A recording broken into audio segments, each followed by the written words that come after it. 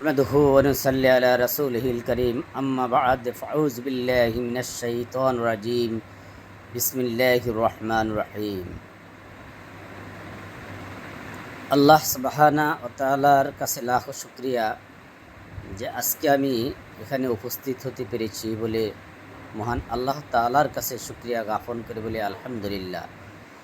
আল্লাহ রাসূল সাল্লাল্লাহু আলাইহি ওয়াসাল্লাম ইরশাদ করেছেন যে আপনারা কিভাবে মানুষ চিনবেন।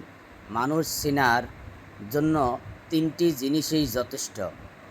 একটা হচ্ছেই আপনি কাউকে নিয়ে ভ্রমণ করবেন, ভ্রমণের মাধ্যমেই মানুষ চেনা যায়। দুই, কাউকে টাকা পয়সা ধার দিবেন, ধার দিলেই মানুষ চেনা যায়। তিন, কাউকে দুধ বন্টন করতে দিবেন অথবা অন্য কোনো খাবার বন্টন করতে দিবেন।